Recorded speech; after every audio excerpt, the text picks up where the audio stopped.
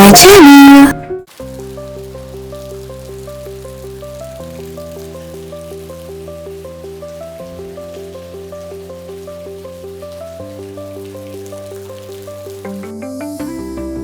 මේ නොවැම්බර් 28 වෙනිදා හයියෙන් හුළඟයි මහ වැස්සකුත් එක්ක ආපු ගම් වතුර ගැන තමයි මම ඔයාලට මේ පෙන්වන්න යන්නේ. අපේ ලේන් එකට හරියටම වතුර දාන්න පටන් ගත්තේ පාන්දර 2:03ට විතර. උදේ වෙන්න වැස්ස අඩු වෙයි කියලා හිතුවට පොඩ්ඩක්වත් අඩු වුණේ නැහැ. වැස්ස තව තවත් වැඩි වුණා. හුළඟත් ඒ වගේම වැඩි වුණා. දැන් නම් පොඩ්ඩක් ලේන් එකටත් ඇවිල්ලා ගෙවල් වලටත් වතුර පිරෙන්න පටන් අරන්. අපේ ගෙදර පොඩ්ඩක් උසට හදලා තියෙන නිසා තාම අපේ ගෙදර ඇතුළට වතුර එන්න පටන් ගත්තේ නැහැ. ඒ වුණාට ලේන් එකේ පහතට හදලා තියෙන ගෙවල් වලට වතුර දාන්න දැන් පටන් අරන් තියෙන්නේ. හිමීට ආපු වතුර පාර දැන් බලාගෙන ඉද්දි වේගෙන් එනවා. වතුර එන්නම වැඩි වෙන්න පටන් අරන්. මේ බලන්නකෝ දැන් වතුර කොයි මට්ටමට වගේද තියෙන්නේ කියලා දනිස්ස ළඟටම ඇවිල්ලා. අපි නම් ඇත්තටම හිතුවේ නැහැ මේ ගම් වතුර මෙච්චර ලකුවට එයි කියලා. ඒක නිසා අපි අන්තිම මොහොත වෙනකන් බඩු පැක් කරන් නැතුව ඉමු කියලා තමයි ප්ලෑන් කරගෙන හිටියේ. ඒ මොකද දන්නවද? ලාස්ට් ඉයර් මේවලත් ගම් වතුරක් ආවනේ. ඒ ගම් වතුර නම් එච්චර ලකුවට ආවේ නැහැ. හැබැයි අපි අපේ බඩු ඔක්කොම පැක් කරත් ගෙදර ළඟටවත් ඇවිල්ලා තිබ්බේ නැහැ. දොරකොඩ ළඟට ඇවිල්ලා ගියා. ඒක නිසා අපි මේ පාර චුට්ටක් ඉඳලා වතුර වැඩි වෙන්න පටන් ගත්තට පස්සෙම පැක් කරමු කියලා තමයි ප්ලෑන් කරගෙන හිටියේ.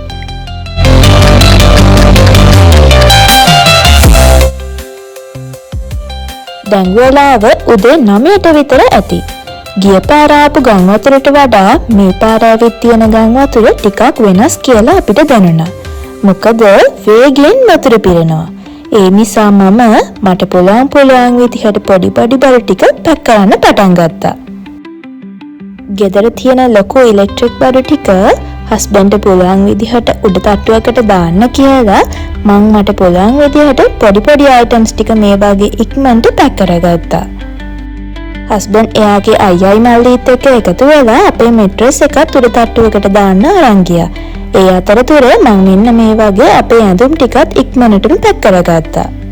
මම ඔයාලට කිව්වනේ මේ පාර ගම් වතුර ගෙදර ඇතුළට මේයි කියලා අපි හිතුවේ නැහැ කියලා. ඒකනේ අපිට පුළුවන් විදිහට බඩු ටික ඉක්මනට පැක් කරලා මහරෑම අපි ගෙදරින් ආවා.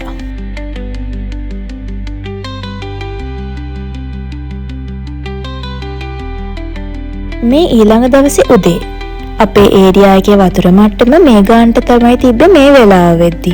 අපේ නේබර් තමයි අපිට වීඩියෝ කරලා අවල තිබ්බේ. එයාලා ඒ වෙනකොටත් ගෙදරින් ගිහිල්ලා හිටියේ නැහැ. එයාලා දෙවෙනි තට්ටුවේ තමයි හිටියේ.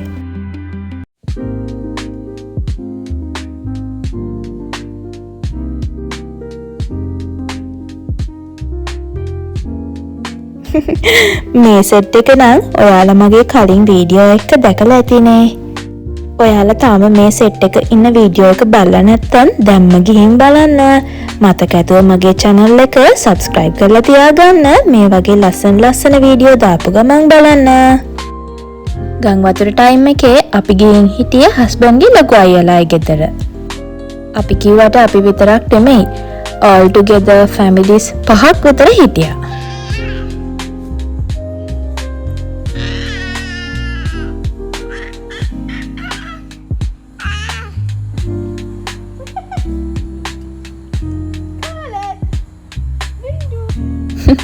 මං චූටි බට් එක්ක අල්ලගත්තා. කල කරන බුක් එක අරන් එන්න මං කල කරන්න කියලා දෙන්නම් කියලා. මම එයාට කියලා දෙනා කෙසේ වෙතත් එයා මට නම් කල කරන්න කියලා දුන්නා. මගේ channel එක තාම ඔයාලා subscribe කරලා නැද්ද? දැන්ම ගිහින් subscribe කරලා මතක ඇතුව bell icon එකත් ඔබලම තියාගන්න. මං අලුත් වීඩියෝ එකක් දාපු ගමන්ම බලන්න.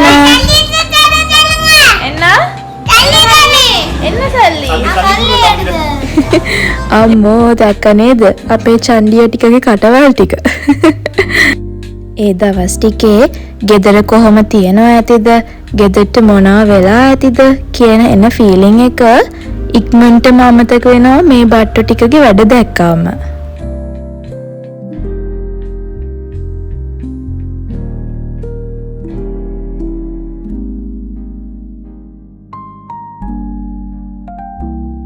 මේ දවස් 5කට විතර පස්සේ අපේ ඒරියා එකේ වතුර බහලා යනවායි කියලා ආරංචි වෙච්ච ගමන් හස්බන්ඩ් ගියා බලන්න.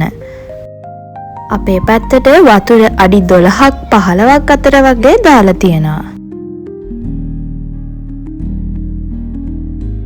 බලන්නකෝ අනේ අපේ ලේන් එකේ වතුර පිරීලා තියෙන විදිය. අපේ ලේන් එකට වතුර ආව නෙමෙයි. අපි නිකන් ගඟක් මැද ගෙවල් හදලා වගේ.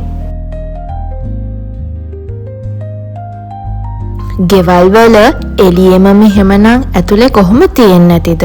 නිකම් මාළු ටැංකිය වගේ බඩු ටික ඔක්කොම පාවෙවි තියෙන්නේ නැති නේද? අනේ මන්දා ඒරියා එකම නිකන් මාරු මූසල වෙලා වගේ. අපි හැමෝම ලස්සනට තියාන් හිටපු ගෙවල් වලට වෙච්ච දේ බලන්නකෝ. එක විනාඩියක් ඇති හැමදේම ඉක්මනටම වෙනස් වෙන්න.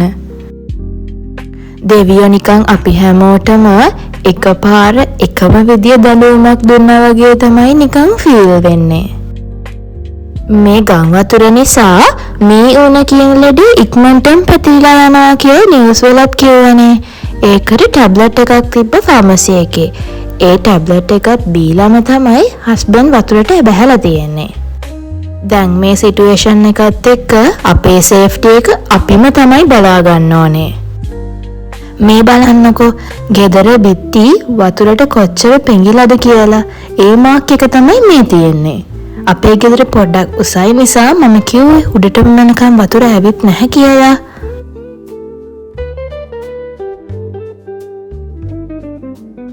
අපි ගෙදර දොර වහලා ගියපු නිසා කොහොම හරි අපේ බඩු ටික වතුර ඇතුලේ පිරුණත් පාවෙවි තිබිලා තියෙනවා. දොර අරින්න ටිකක් අමාරු වෙලා තියෙනවා. හැබැයි අරපු ගමන් බලන්නකෝ ඇතුලේ තිබ්බ පාවෙවි තිබ්බ බඩු ටික එනවා යාව වෙල්කම් කරන්න. අම්මෝ මේ වීඩියෝ එක මුල්ම වතාවට මට බලද්දී මාරම විදිහට දුක හිතුණා. මට බලා ගන්නත් ශක්තියක් නැති තරම් දුක හිතුණා. මොකද මම යනකොට මෙහෙම නෙමෙයි ගෙදර තියලා ගියේ. ලස්සනට සෙටි එක තියලා ඒක උඩින් උසට තමයි බඩු ටික ඔක්කොම අඩු කරලා ගියේ. මෙච්චර උසට ඇවිල්ලා මෙහෙම ලොකු විනාශයක් වෙයි කියලා මම නම් හිතුවේම නැහැ.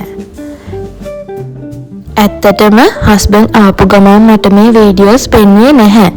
එයාත් ටිකක් වෙලා ඉඳලා තියෙනවා මට කොහොමද මේ වීඩියෝස් පෙන්වන්නේ කියලා හිතා ගන්නවත් බැරුව. බලන්නකෝ මෙව තියෙන විදිය මේ ඔක්කොම බිත්තිය අයිනට තියලා අඩු කරලා තමයි මම ගියේ. උඩට අඩු කරලා ගියේ. ඔක්කොම ටික අනිත් පැත්තට පෙරලා හැමදේම මඩ වෙලා.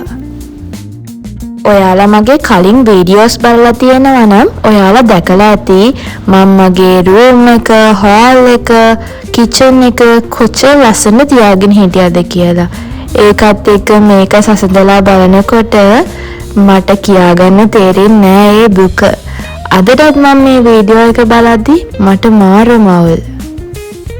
ඇත්තම කිව්වා නම් මේ බ්ලොග් එක එඩිට් කරනකොටත් මට ඇස් දෙකට කඳුළු පිරෙනවා මේ වෙලා තියෙන විනාශය බලද්දි.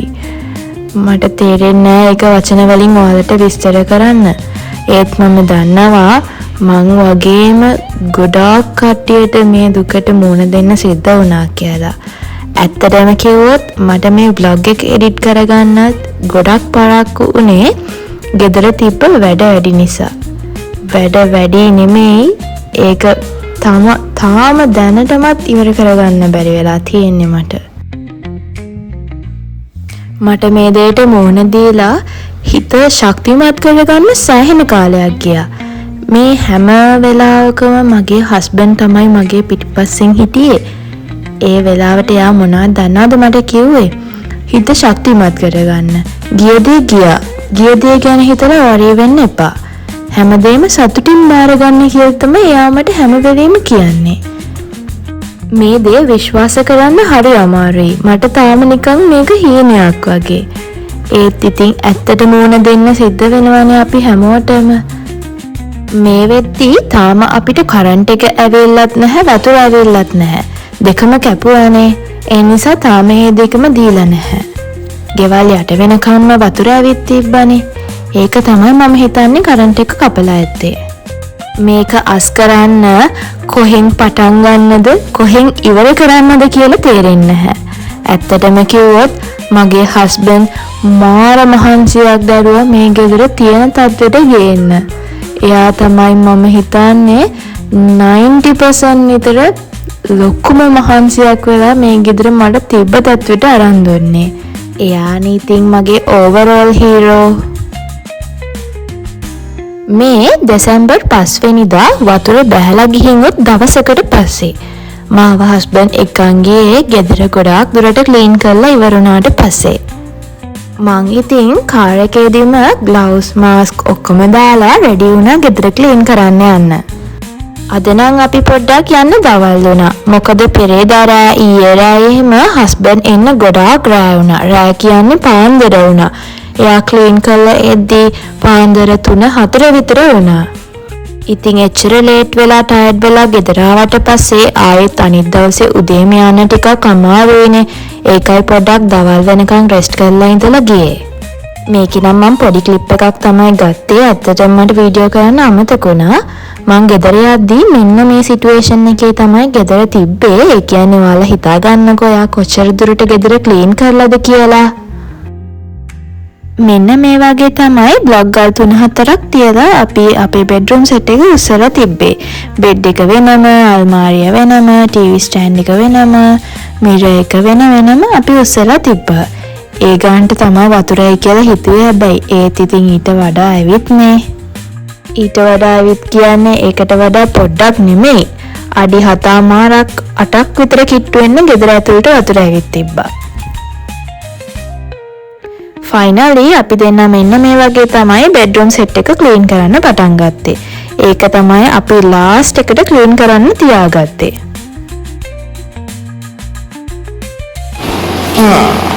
ඉන්න එක තමයි අපි දෙන්නගේ ලැබ් දෙකේ තත්ත්වේ. එන්නගේම වතුරේ වැටිලා විනාශ වෙලා. බේබිගේ මේකමගේ විනාශකාරී තත්ත්වයකට මුහුණ දීලා තියෙන ලැබ් එකක්. මම ඉතින් චණ්ඩියා වගේ ගියාට ලොකු වැඩ මුකුත් කරේ නෑ. මේ වගේ ඩිටෝල් දාලා ක්ලීන් කරන වැඩ, සැනිටයිස් කරන වැඩ, ඒ වගේ පොඩි දේවල් තමයි මම කරේ. අනිත් ලොකු හැම වැඩක්ම කරේ හස්බන්ඩ් තමයි.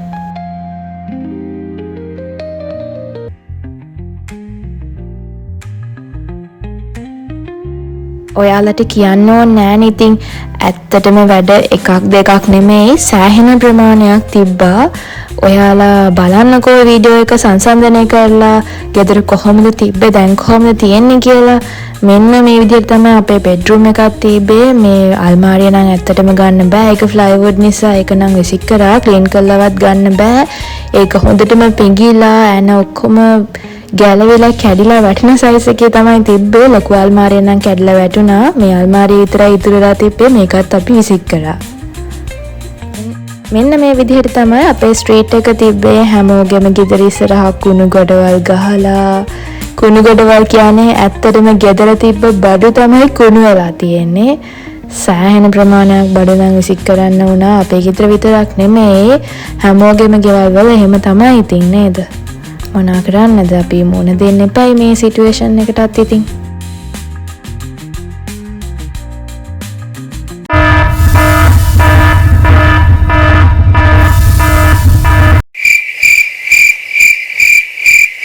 ඊට පස්සේ හරියටම සතියකට විතර පස්සේ මගේ හබී බොයි හොඳටම අසනීප වුණා. පාන්දර 2යි හොස්පිටල් එකට එක්කන් එද්දී යාට සේලයින් එකක් නගන්න වෙන තත්ත්වෙට මෙයා අසනීප වුණා. ඩොක්ටර්ත් කිව්වේ ඕවර් ටයර්ඩ් වෙලා කියලා තමයි. ඊට පස්සේ අල්හම්දුලිල්ලා කියලා ඕකේ වුණා හැමදේම. ඔන්න ඔහොම තමයි අපේ ගම් වතුර මාසෙම ගෙවිලා ගියේ. මට පුළුවන් විදියට වීඩියෝ එකක් ගත්තා. ඔයාලත් එක්ක ෂෙයා කරගන්න. හරි එහෙනම් මං ගිහින් එන්නම්. ඊළඟ සතියේත් අලුත් වීඩියෝ එකකින් හමු වෙමු එහෙනම්. එතකන් හැමෝම සතුටින් ආදරෙන් පරිස්සමින් ඉන්න. මගේ channel එකත් මතක ඇතුව subscribe කරලා තියාගන්න. Goodbye everyone.